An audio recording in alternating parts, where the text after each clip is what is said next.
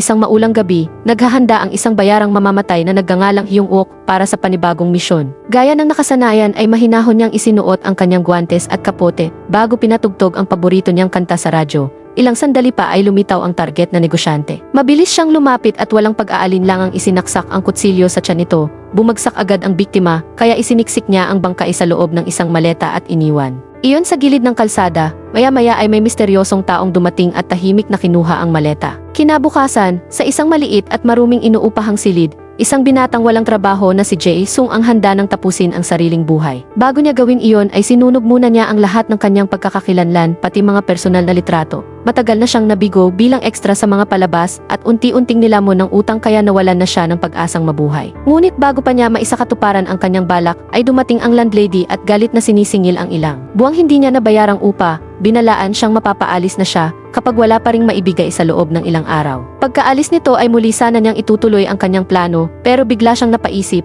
dahil hindi pa pala siya naliligo kaya nagpa siya muna siyang maglinis. Kasabay nito, si Hyung-ok naman ay dumiretso sa isang pampublikong paliguan upang hugasan ang dugo at dumi matapos ang kanyang trabaho noong gabi. Sa hindi inaasahang pagkakataon ay doon din nagtungo si Jae-sung. Habang papasok siya ay napansin niya ang isang lalaking mukhang mayaman dahil sa mamahaling relo at maayos nitong pananamit. Pagkatapos ay nagsimula na rin siyang maligo. Habang nagsasabon ay aksidenteng dumulas ang sabon mula sa kanyang kamay at mabilis na dumausdo sa sahig. Eksaktong pagpasok ni Hyung-ok sa paliguan ay natapakan niya ito at malakas na bumagsak. Diretsong tumama ang ulo niya sa sahig kaya nawalan siya ng malay. Sa lakas ng pagbagsak ay tumalsik ang susi ng kanyang locker at napunta malapit kay Jae-sung. Agad nagtakbuhan ang mga tao upang tulungan ang walang malay na lalaki habang napulot naman ni Jae-sung ang susi. Nang mapagtanto niyang iyon ang parehong lalaking inakala niyang mayaman ay nakaisip siya ng masamang balak. Palihim niyang ipinagpalit ang sariling lacquer key sa susi ni Hyung-ok. Pagdating ng ambulansya ay isinama ang walang malay na lalaki pati ang mga gamit nitong nagkapalit na pala.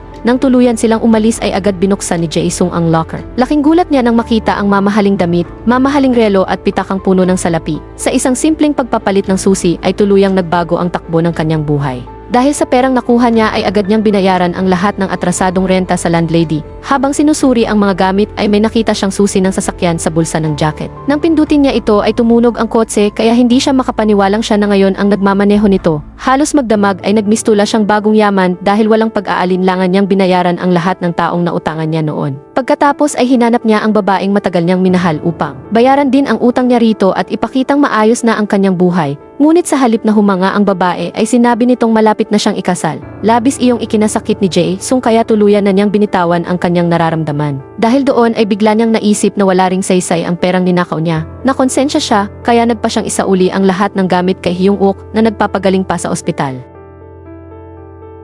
Pagdating niya roon ay nalaman niyang nagising na si Hyung-ok, ngunit wala na itong maalala tungkol sa kanyang pagkatao. Hindi siya makakilala ng kahit sino at sa hindi niya namamalayan ay siya pa mismo ang nagsabi kay Jae-sung na kunin na ang mga gamit na balak sana nitong isauli. Matapos umalis ni Jae-sung ay naghanda ng lumabas ng ospital si Hyung-ok, ngunit wala pala siyang pambayad sa gastusin. Sa kabutihang palad ay nakilala siya ni Rina, ang babaeng medical worker na tumulong sa kanya noong gabing na-aksidente siya. Siya ang nagpahiram ng pambayad at inalok pa siyang ihatid pa uwi. Habang nasa biyahe ay tinanong siya nito kung saan siya nakatira, ngunit wala talaga siyang maalala. Maya-maya ay may nakita siyang maliit na papel sa kanyang damit na may nakasulat na pangalan ni Jae-sung, edad 32 at address ng isang maliit na inuupahang silid. Nagtaka si Rina dahil pareho lang pala sila ng edad, kahit mukha itong mas matanda, ngunit hindi na lamang siya nagsalita at dinala siya sa address na nakasulat. Samantala, pagdating ni Jae-sung sa apartment ni Hyung-ok, ay halos hindi siya makapaniwala sa laki at ganda nito. Kumpleto ito sa mamahaling kagamitan na tila isang napakaluhong tahanan. Habang naglilibot ay napansin niya ang ilang uniforme ng pulis, kaya inakala niyang isang ang pulis ang tunay na may-ari ng bahay. Sa kabilang banda ay dumating naman si Hyung-ok sa maliit na inuupahang silid at agad siyang nagtaka sa sobrang gulo ng lugar.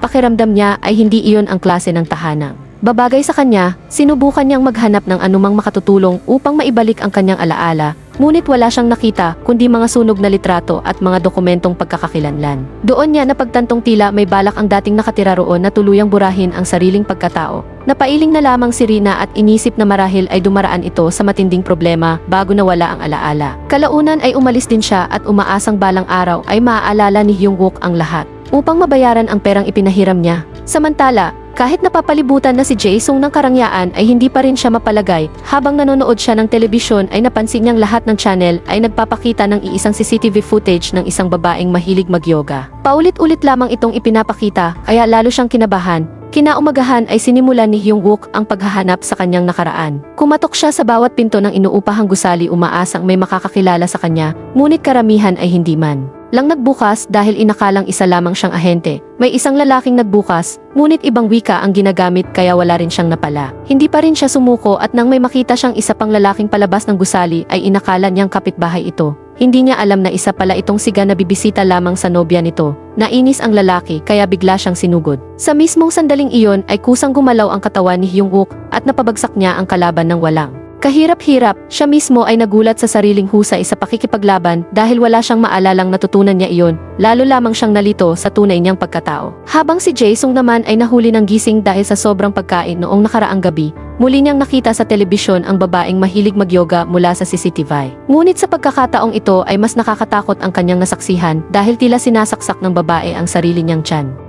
Pagbalik ni Hyung-wook sa inuupahang silid, dumalaw si Rina at nadatnan siyang halos hindi makahinga sa tindi ng ubo matapos subukang manigarilyo. Inakala ni Rina na baka dati siyang malakas manigarilyo at posibleng makatulong iyon para maibalik ang kanyang alaala. Ngunit imbes na may maalala ay muntik pa siyang himatayin. Doon tuluyang napagtanto ni Hyung-wook na hindi talaga kanya ang bisyong iyon, kaya nagsimula siyang isulat ang lahat ng kanyang gusto at ayaw, habang inihahambing ang mga ito sa mga bakas ng taong dating nakatira sa silid. Habang ginagawa iyon ay unti-unti ring bumabalik ang ilang piraso ng kanyang alaala. Naalala niyang likas ang hilig niya sa mga kutsilyo at tila sanay na sanay siyang gamitin ang mga ito. Nang marinig iyon ni Rina ay agad niya itong inimbitahan sa maliit na kainan ng kanyang ina. Naisip niyang malaking tulong ang husay nito sa paghawak ng kutsilyo, kaya inalok niya itong magtrabaho roon. Sa simula ay tumutol ang ina at nakababatang kapatid ni Rina dahil masyadong seryoso at nakakatakot ang itsura ni Hyung-wook para magtrabaho sa isang pampamilyang kainan, ngunit ipinaliwanag ni Rina ang kalagayan nito. Kabilang na ang pagkawala ng alaala at ang perang hiniram sa kanya, sinabi rin niyang makabubuti kung magkakaroon ito ng trabaho upang unti-unting makabayad. Kalaunan ay napapayag din ang kanyang ina at binigyan si Hyung-wook ng pagkakataon. Samantala, si Jae-sung naman ay nagutom na at nagsimulang maghanap ng makakain sa loob ng malaking apartment, ngunit napansin niyang naubos na pala niya ang lahat ng pagkain noong gabi ng kanyang pagdiriwang. Habang naghahalongkat siya sa isang kabinet, ay nakakita siya ng isang lata ng biskwit na punong-puno ng pera. Agad siyang umorder ng pagkain at kumain hanggang mabusog. Pagkatapos ay kumuha siya ng isang mamahaling bote ng alak, ngunit laking gulat niya nang may matuklasang lihim na pintuan. Sa likod nito, dahil sa matinding pag-uusisa ay pumasok siya sa nakatagong silid at natulala sa kanyang nakita.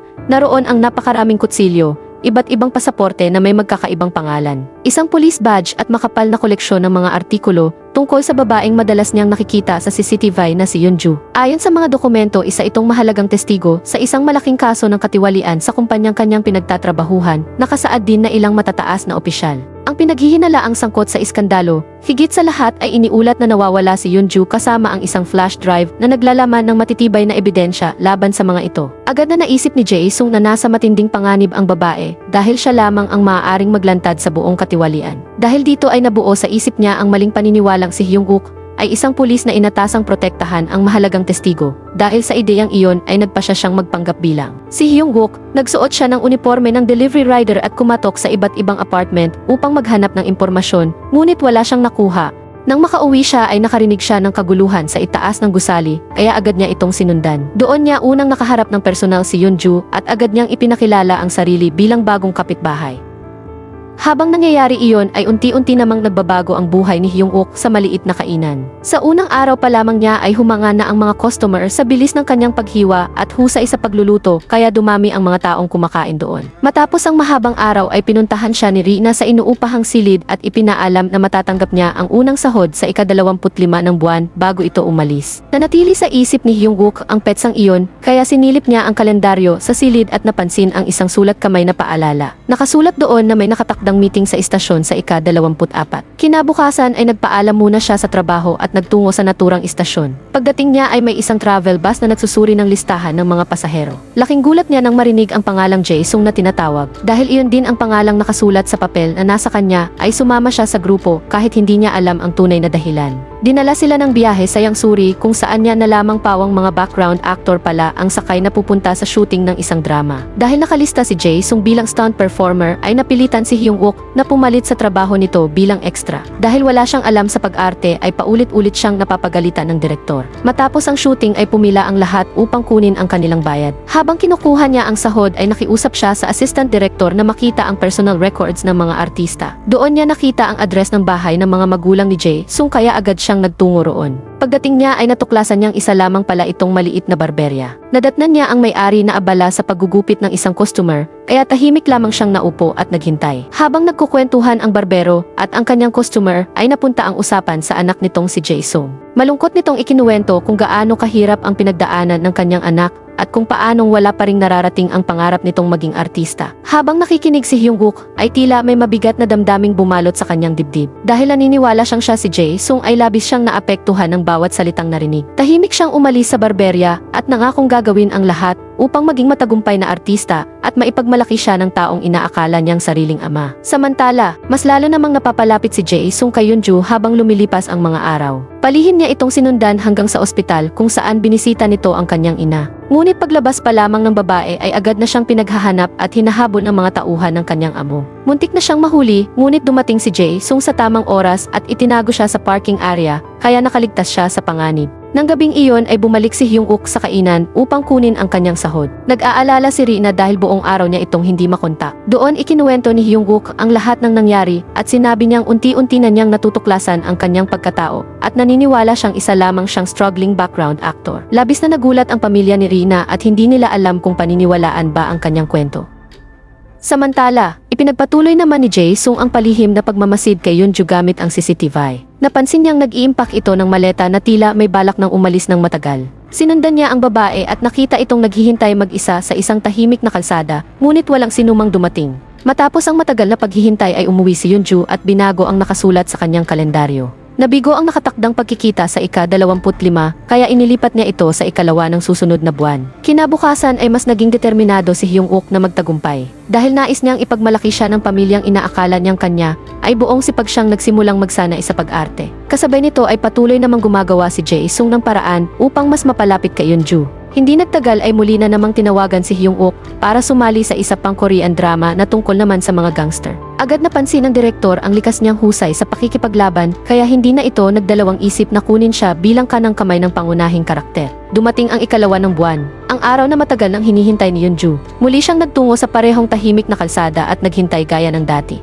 Ngunit wala na namang dumating. Habang lihim siyang binabantayan ni Jae Sung ay lalo lamang siyang nagtaka kung bakit tuwing Huwebes ay daladala nito ang maleta at matyagang naghihintay sa isang taong hindi naman sumusulpot. Nang pauwi na si Yeonju ay nagpanggap si Jae Sung na tutulungan siya. Ngunit sa sobrang pagiging aligaga ay nasira pa niya ang maleta ng babae. Kinabukasan ay isang malaking pagkakataon ang dumating kay Hyung-wook dahil sa wakas ay binigyan na siya ng mga linya sa drama. Bagamat halatang kinakabahan siya ay iyon mismo ang nagustuhan ng direktor dahil natural ang dating ng kanyang pagganap. Bagay na bagay rin sa kanya ang karakter ng isang gangster. Pagsapit ng sumunod na araw ay mas mahaba na ang kanyang eksena sa telebisyon. Labis ang tuwa ni Rina at ng kanyang pamilya dahil napatunayan nilang totoo nga ang sinabi nitong isa siyang artista. Samantala ng gabing iyon ay hindi mapakali si Jae Sung dahil sa pagkakasira ng maleta ni Yeonju. Nang magkita sila sa isang kainan ay binilhan niya ito ng bagong maleta bilang kabayaran. Mula noon ay madalas na rin siyang magbigay ng maliliit na regalo sa babae hanggang sa unti-unting naging malapit ang kanilang samahan at naging komportable na si Yeonju sa kanyang presensya. Kinabukasan ay dumating si Hyung-wook sa set kasama si Rina na ngayon ay nagsisilbi na niyang manager. Kitang-kita ang malaking pagbabago sa pagtrato sa kanya. Habang ang pangunahing aktor na si Lee ay napapalibutan pa rin ng mga makeup artist, ay may natanggap namang sunod-sunod na mensahe ang direktor mula sa mga manonood na humihiling na dagdagan ang eksena ni Hyung-wook. Marami ang humanga sa kanyang karisma at kakaibang dating kaya hindi ito binaliwala ng direktor. Agad nitong binago ang kwento ng drama at ginawang pangunahing karakter si Hyung-wook. Sa bagong istorya ay magkakaroon siya ng lihim na relasyon sa nobya ng malaking boss, habang si Lee naman ang ginawang pangunahing kontrabida. Sa bagong takbo ng kwento ay mahuhuli ng boss ang pagtataksil ng kanyang kasintahan, kasama ang sariling kanang kamay na ginagampanan ni Hyung-wook. Samantala, nang gabing iyon ay nakatanggap si Jae Sung ng tawag mula sa isa sa maraming cellphone ni Hyung-wook. Ang tumatawag ay si Pilgu. ang taong nag-utos ng pagpatay at siya ring tiwaling amo ni Yunju. Sinabi nitong nais na niyang pag-usapan ang hindi pa natatapos na trabaho dahil hindi pa sila kailanman nagkita ng personal. Kinabukasan ay nagkunwaring si Hyung-wook si Jae-sung at nakipagkita sa mga opisyal ng kumpanyang pinagtatrabahuhan ni Yunju. Ipinadala ni Pilgu ang kanyang mga tauhan dala ang kabayaran at dinagdagan pa ito ng pera kapalit ng agarang pagpatay kay Yunju. Nagpanggap si Jae-sung na pumayag at tinanggap ang salapi. Hindi niya alam na palihim siyang pinasundan ni Pilgu upang matunton ang kanyang tirahan. Pagbalik niya sa apartment ay tuluyan niyang nabuo ang katotohanan. Ang tunay na may-ari ng bahay ay isa palang bayarang mamamatay at ang lahat ng CCTV at impormasyon tungkol kay Yunju ay bahagi ng paghahandang gawin ang misyon na patayin ito. Kasabay nito ay kinukunan naman ni Hyung-wook ang huling eksena ng drama. Sa kwento ay pinapatay ang kanyang karakter ng karakter ni Lee matapos mabunyag ang relasyon nito sa nobya ng boss. Ngunit habang kinukunan ang eksena ay naging totoo ang galit ni Lee dahil sa pagkawala ng kanyang kasikatan. Sinadya niyang saktan si Hyung-wook habang umaarte. Matapos ang shooting ay si Rina mismo ang naglinis ng kanyang mga sugat at sa kanilang tahimik na pag-uusap ay hindi niya sinasadyang maipakita ang paghanga niya rito. Hindi nagtagal ay muli silang tinawagan ng direktor dahil muli na namang binago ang script. Sa pagkakataong ito ay hindi na mamamatay ang karakter ni Hyung-wook kundi mabubuhay muli at ililigtas ang babaeng mahal niya mula sa karakter ni Lee. Labis itong ikinatuwa ng mga manonood kaya lalo pang sumikat si Hyung-wook. Dumami ang kanyang mga tagahanga, ngunit nanatili siyang mapagkumbaba at naglaan pa ng oras upang makipagkita sa kanila bago umuwi. Habang pauwi siya ay napansin niyang may isang taong sumusunod sa kanya. Si Jae-sung pala iyon na may kahina-hinalang pakay. Ngunit dahil sa kanyang likas na instinct ay inakala lamang ni Hyung-wook na isa itong fan na gustong magpa-autograph. Kaya pinirmahan niya ng manggas ng damit nito bago tuluyang naghiwalay ng landas. Kinabukasan sa set ay opisyal ng ginawang pangunahing bida si Hyung-wook kapalit ni Lee na tuluyan ng sinibak ng direktor dahil sa labis nitong kayabangan.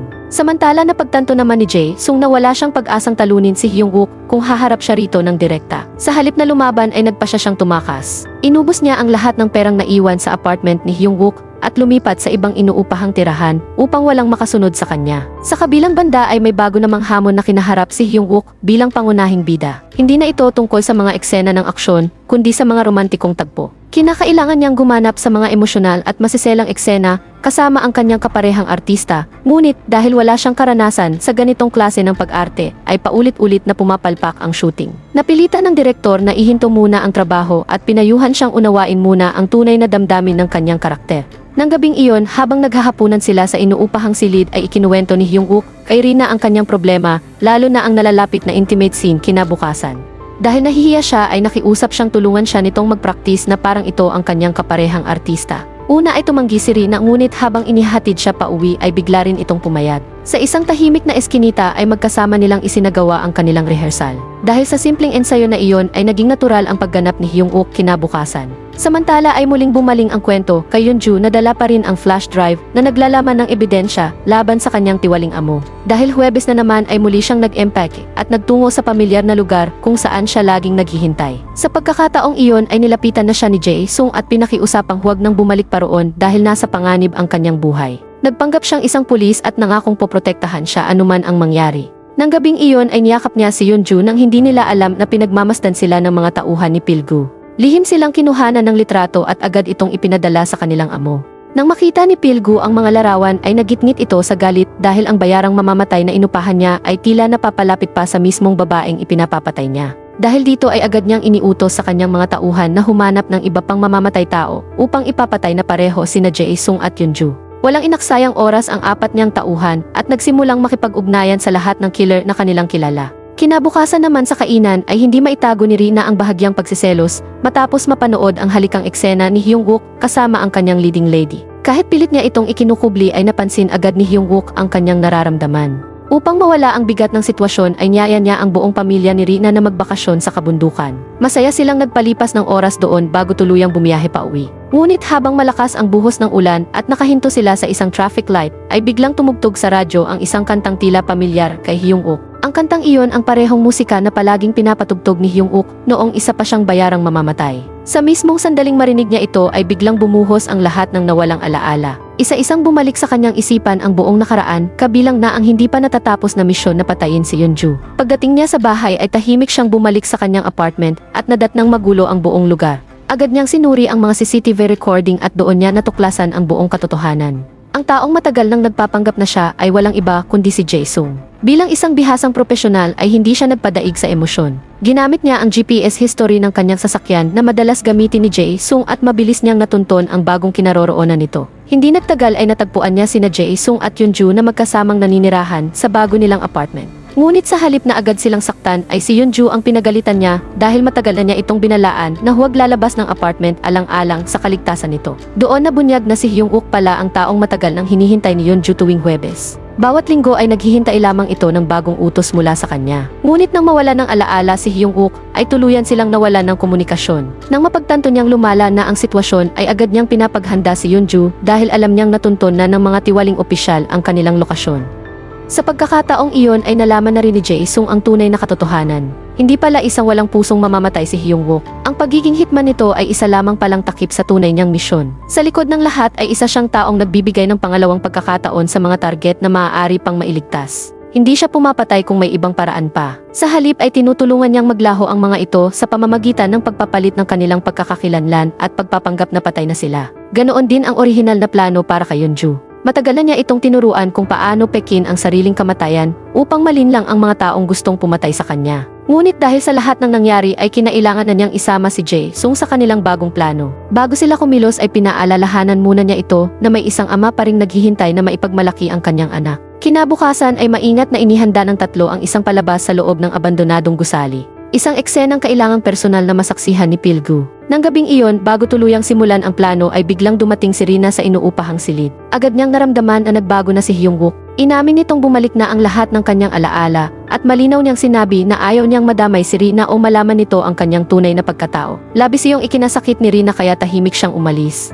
Ngunit dahil sa pag-aalala ay palihim niyang sinundan si Hyung-wook hanggang sa makarating siya sa parehong abandonadong gusali. Sa loob ng gusali ay naroon na rin ang mga tauhan ni Pilgu at nagsimula na ang kanilang plano. Sa harap ng lahat ay nagkunwari si Jae-sung na pinatay si Yeonju at ibinigay pa ang flash drive na matagal nang gustong mabawi ni Pilgu. Nang maniwala ang lahat na patay na ang babae ay naging kampante sila. Doon naman biglang sumulpot si Hyung-wook na nagpapanggap bilang hitman na inutusang patayin silang dalawa. Agad na sumiklab ang matinding labanan nila ni Jae-sung upang magmukhang totoo ang lahat. Halos perpekto na ang kanilang plano nang biglang dumating si Ri na nawalang kamalay-malay sa kanilang palabas. Muntik na nitong masira ang buong operasyon, ngunit agad nilang isinagawa ang nakahandang backup plan. Isang napakalaking container ang ibinagsak mula sa itaas at tuluyang tumabon sa lugar. Mula sa labas ay tila nadurog ang tatlo habang umaagos ang dugo mula sa ilalim ng bakal. Naging matagumpay ang pagpapanggap na namatay si Yeonju at tuluyang nalinlang ang kanilang mga kalaban. Si Pilgu na mismo ang nakasaksi sa pangyayari kaya wala na itong naging pagdududa at agad na umalis na kumbinsidong natapos na ang lahat. Pagkatapos ng buong palabas ay ipinaliwanag ni Hyung-wook kay Rina ang buong katotohanan. Sa gitna ng katahimikan ay inamin ni Rina ang tunay niyang nararamdaman para rito. Tapat namang sinabi ni Hyung-wook na 45 taong gulang na siya at tinanong kung may mababago ba iyon sa nararamdaman nito. Ngunit pumiti lamang si Rina at tinanggap siya kung sino talaga siya. Tuluyan na ring ipinakilala ni Hyung-wook ang kanyang tunay na pagkatao at sinabing hindi siya si Jae-sung kundi si Hyung-wook. Ipinaliwanag din niyang ang kanyang trabaho bilang hitman ay may mas malalim na layunin kaysa sa iniisip ng karamihan. Bagamat nagulat si Rina sa lahat ng nalaman ay tinanggap niya pa rin ang katotohanan. Sa wakas ay natapos din ang lahat ng kaguluhan. Pagkatapos nito ay inihatid ni Rina si Hyung-wook sa shooting location kung saan hinihintay siya ng direktor upang kunan ng huling eksena kasama ang kanyang kaparehang artista. Kinabukasan ay naging payapa na muli ang kanilang buhay. Nalaman na rin ng pamilya ni Rina ang tunay na pagkatao ni Hyung-wook, ngunit sa kabila ng lahat ay pinayagan pa rin nila itong magpatuloy bilang chef sa kanilang maliit na kainan. Sa pagtatapos ng kwento ay muling pinagkatiwalaan si Hyung-wook bilang pangunahing bida sa panibagong drama kung saan ginampanan niya ang isang makapangyarihang boss ng sindikato. At bilang pagbabalik ng kabutihan ay siya mismo ang nagrekomenda kay Jae-sung bilang kanyang makakasamang artista. Sa wakas ay nabigyan din ito ng pagkakataong matupad ang pangarap at maipagmalaki siya ng kanyang ama. Thanks for watching, i-like mo na ito at mag-subscribe para sa marami pang recap.